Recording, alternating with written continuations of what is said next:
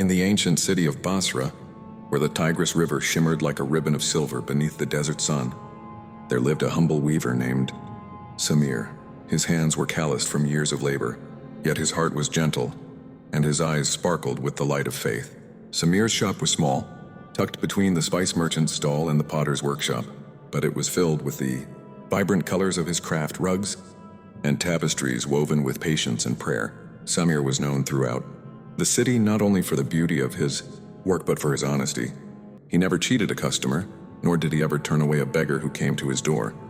Each morning, before the first call to prayer, Samir would sit by his loom and recite verses from the Qur'an, asking Allah to bless his day in his hands. One evening, as the sun dipped below the horizon and the muezzin's call echoed through the streets, a stranger entered Samir's shop. The man was cloaked in a dusty robe, his face shadowed by a hood. He carried a small, battered lantern, its glass cracked and its light flickering weakly. "Peace be upon you," the stranger greeted, his voice soft but weary. "And upon you be peace," Samir replied, rising from his seat. "How may I help you, traveler?" The stranger placed the lantern on the counter. "I have no money, but I am in need of shelter for the night. In return, I offer you this lantern. It is old, but it has guided me through many dark nights." Samir looked at the lantern, then at the stranger's tired eyes. "You are welcome to stay, and you may keep your lantern. A guest is a blessing, not a burden." The stranger smiled, and Samir prepared a simple meal of bread and lentil soup. They ate together, sharing stories of faith and hardship. The stranger spoke little of himself, but his words were wise, and Samir felt a deep peace in his presence. That night, as Samir lay on his mat, he heard the stranger rise for tahajjud, the night prayer. The soft murmur of supplication filled the room, and Samir's heart swelled with gratitude for the company of such a pious guest. In the morning, the stranger prepared to leave. "May Allah reward you for your kindness," he said, pressing the lantern into Samir's hands. "Keep this, and remember, the light of faith shines brightest in the darkest of times." Before Samir could protest, the stranger was gone, disappearing into the bustling streets of Basra. Days turned into weeks, and Samir returned to his routine. He placed the lantern on a shelf in his shop, its cracked glass catching the sunlight.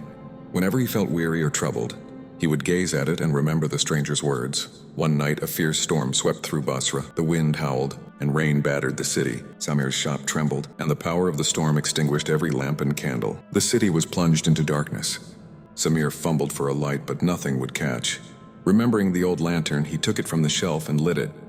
To his astonishment, the flame sprang to life, burning brighter than ever before.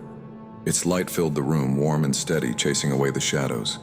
As the storm raged outside, Samir heard a frantic knocking at his door. He opened it to find his neighbor Fatima, clutching her young son. "Our home is flooded and we are afraid," she cried. "May we take shelter with you?" "Of course," Samir replied, guiding them inside. The lantern's glow comforted them, and soon more neighbors arrived, seeking refuge from the storm. Samir welcomed them all, sharing what little food he had and offering words of reassurance. Throughout the night, the lantern burned unwaveringly, its light never dimming.